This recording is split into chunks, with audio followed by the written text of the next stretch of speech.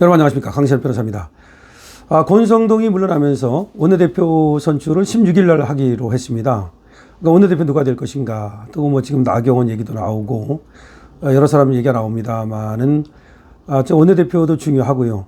더 중요한 건 이제 당대표죠. 여기에 대해서는 비상대책위원장 체제로 좀 더 갈 것인가, 아니면 전당대회를 주특기 열어서 당대표를 뽑을 것인가 하는 것인데요. 지금 친한계, 다시 말하면 한동훈 쪽에서는 빨리 전당대회를 열자, 이제 한동훈 당대표 만들려고 그러는 거죠. 그렇게 지금 체계를 하고 있습니다. 그러나 또 그 반대쪽에서는 저들은 친윤이라고 하는데, 이제 친윤은 없고요. 그 반대쪽, 친한 게 아니고 국힘 정통파죠. 국힘 주류죠, 주류. 국힘 주류 쪽에서는 무슨 얘기냐, 지금 전당대회를 뭐 너무 서두르는 것은 좋지 않다, 이런 얘기인데, 어쨌든 간에 지금 김용태 비상대책위원장 체제로 가는 것도 문제가 있어요, 사실은 말이죠.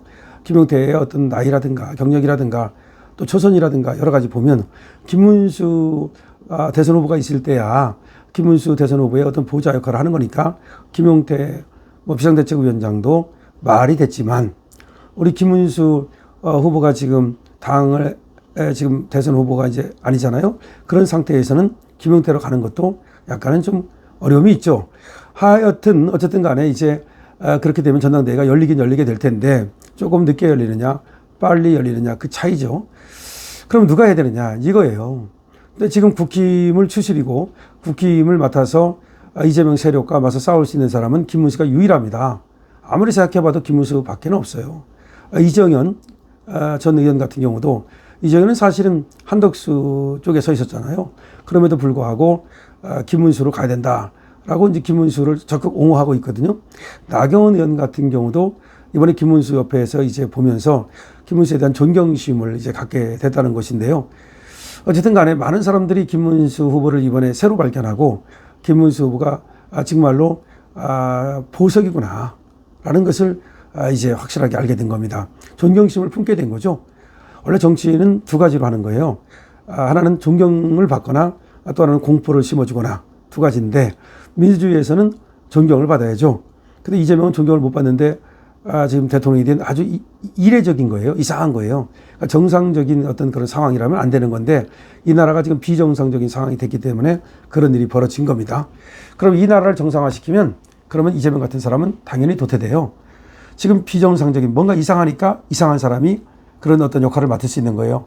자, 그러면 우리가 이 상황을 정상적으로 만들어야 되는데, 그러려면 또 아주 그 구국의 영웅 같은 사람들이 이걸 정상화시킬 수 있거든요. 그게 바로 김문수입니다.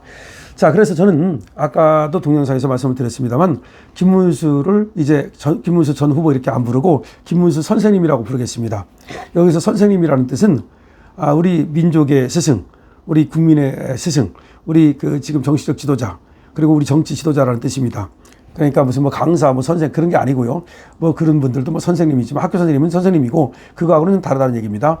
학교 선생님은 또 선생님이고, 그분들은 그분대로 선생님이라고 불리는 거지만, 제가 여기 선생님이라고 부르는 이유는 그런 어떤 우리의 스승으로, 스승. 그래서 김문수 선생님이라고 이제 부를 텐데, 김문수 선생님이 어쨌든 간에 이 자유 보수 우파를 맡아야 됩니다. 전체 큰 지도자가 된다는 거죠. 여기서 지도자라는 것은 당연히 국힘만의 지도자가 아닙니다. 우리 고영주 변호사님 자유민주당, 여기도 훌륭하신 분이거든요. 인격적으로 여러 가지로 훌륭하신 분입니다. 그런 분하고 이제 손을 잡고, 그다음에 정강훈 목사도 당연히 손을 잡아야죠. 극우 이런 거 신경 쓸 필요 없어요. 저 새끼들은 그냥 분리하면 극우라 그러니까 그런 얘기는 신경 쓸 필요 없고, 우리가 똘똘 뭉치면 극우가 좋은 줄 알아, 이제. 극우는 원래는 폭력을 사용하는 히틀러 같은 애가 이제 무솔리니 이런 애들이 극우야.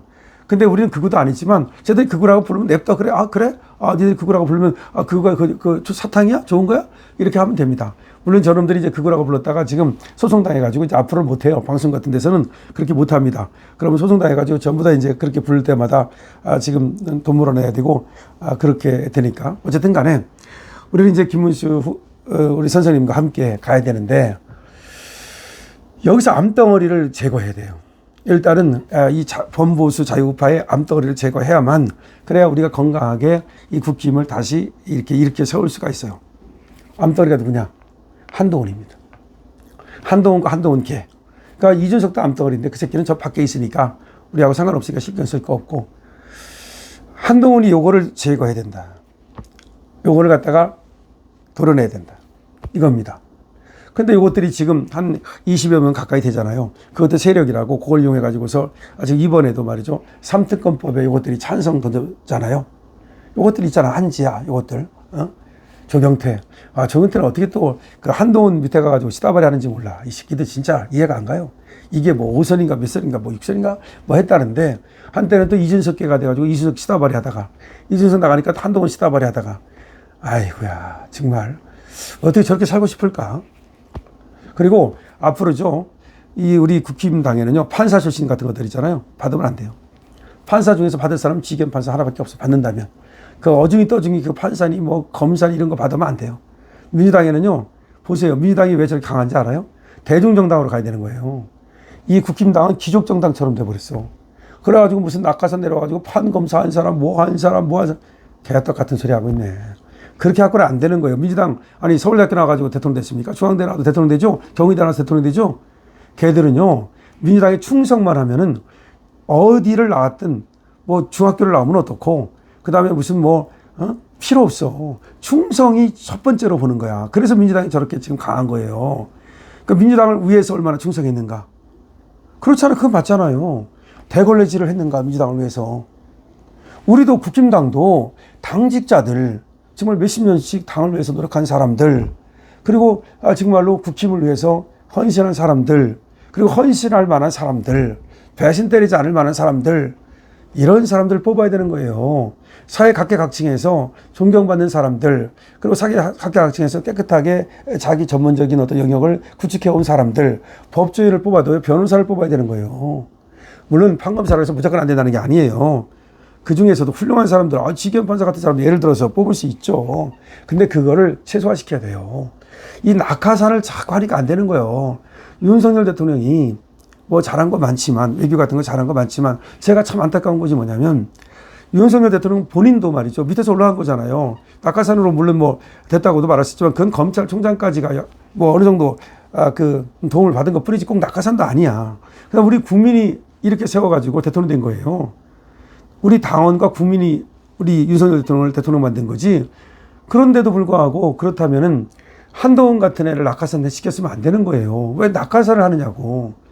이 당대표도 그렇고 대통령 후보도 그렇고 밑에서 점점 올라온 사람들, 그야말로 우리 대중들과 함께 호흡하면서 우리 국가를 위해서 노심초사하고 헌신한 사람들, 이런 사람들을 뽑았더라면 그렇게 이렇게 불상사가 나지 않았죠.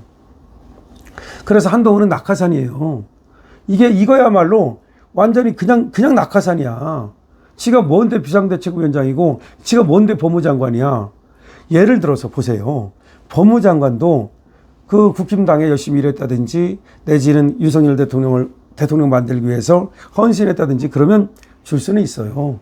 근데 그것도 뭔가 그 줄만한 사람을 줘야 되는데, 한동훈이는 그냥 검사장도 안 하고 아무것도 안 하다가 오히려 뭐 수사받고 어쩌고 하고서 뭐 지금 좌천돼가지고 뭐 법무연수원에 가 있고 뭐 그러다가 그냥 갑자기 선거에 1도 도움도 안 됐어요. 그러다가 그냥 법무장관 된 건데, 그것도 잘못된 인사고, 법무장관까지는 그렇다고 쳐요. 왜냐하면 윤석열 대통령이 그 검찰에 있을 때 한동훈의 도움을 받았다면 거기까지는 그렇다고 치자고. 그러나 비대위원장을 준 건 정말로 잘못된 인사고, 여기서부터 모든 것이 흐트러지는 거예요. 뿐만 아니라 그 인사에서 완전히 빵점짜리 인사를 여러 개 했는데, 여기서 뭐 굳이 지나가는 거니까 제가 언급을 하지 않겠습니다. 자, 그래서 이제는 대중정당으로 만들어야 된다니까. 그러니까 귀족정당, 뭐 낙하산 정당, 뭐 기회주의 정당, 웰빙 정당, 그렇기 때문에 망한 거예요. 사실은 저는 이미 윤석열 대통령이 취임하고 나서 그 다음에 김기현이가 그 당대표 될 때, 그때 제가 정치 개혁 방향을 얘기했잖아요. 그러면서 저도 이제 출사 의지를 밝히면서 이렇게 방향을 바꿔야 된다. 그때가 기회였던 거예요. 자, 그런데 또 한 번의 기회가 왔는데, 우리 김문수 선생님을 우리가 모시고 정치 개혁할 수 있고, 당 개혁할 수 있고, 국힘 개혁할 수 있고, 완전히 판을 뒤집을 수 있어요. 그러려면 어떻게 된다? 한동훈이는 낙하산이에요. 절대 낙하산, 절대 반지, 이론부터 도려내야 된다. 한동훈이는 국힘의 암덩어리다. 한동훈과 한동훈 개를 도려내야 된다는 거야. 저놈들을 갖다가 그냥 비주류 만들어버리면 돼. 저놈을 비주류 만드는 방법은 뭐냐? 우리 김문수 선생님이 당대표를 나가든지 나가지 않는다면, 저는 안 나간다면 그냥 백의 종군 하는 것도 괜찮다고 생각해요. 그렇게 하면서 뭐 다른 사람이 나가가지고 하면 되죠. 안철수 생각해봤는데 안철수가 또 배신 때려갖고 이건 안 되고, 결국은 이제 나경원이라든지 우리 또 한번 생각해보죠. 나경원 괜찮아요. 그래서 이번에 정말로 나경원 또 저번에도 뭐 얼마든지 당대표 나갔던 적도 있고, 이준석 그 명태균 그 새끼하고 둘이 짜는 바람에 진 거 아니야. 그러니까 저는 이제 나경원을 당대표로 만들어야 된다고 생각을 하는데, 여러분들도 의견을 주시고, 어쨌든 그래서 일단 한동훈이를 갖다가 국힘에서 도려내야 된다. 이거는 절대 낙하산이다. 낙하산이 들어와가지고서 그야말로 이 굴러온 돌이 박힌 돌을 빼려는 건데, 아니 굴러온 돌도 이 돌이 괜찮다면, 훌륭하다면 박힌 돌도 물론 빼야죠. 박힌 돌을 다 그대로 두라는 게 아니야. 당연히 빼야죠. 근데 지금 이 당에서 정말로 이 당을 개혁하고 그야말로 살릴 수 있는 사람은 김문수 선생님이다. 그런데 김문수 선생님하고 한동훈은 또 안 맞아요. 이게 안 맞아. 그냥 김문수 이분이 또 한동훈이를 갖다 뭐 어느 정도 껴안으려는 모습을 보였지만 끝까지 도와주지 않았잖아요. 선거도 안 도와준 거예요. 오히려 방해가 됐지. 그렇기 때문에 이자는 국힘의 정수하고도 안 맞고, 이러면 원래 민주당으로 갔어야 되는 놈이에요. 어떻게 여기 흘러들어왔는지 모르지만 그렇기 때문에 한동훈이를 반드시 제거해야 된다. 한동훈 계를 반드시 제거해야 된다. 이것이 지금 국힘 출발의 급선무다라는 말씀을 드립니다. 여러분도 동의하신다면 222번 많이 주시고요. 그리고 강신업 TV 많은 곳에 지금 여러분 많이 다른 사람들이 볼 수 있도록 알고리즘에 걸릴 수 있도록 좋아요, 그리고 또 공유 많이 해주시기 바랍니다. 강신업 TV입니다.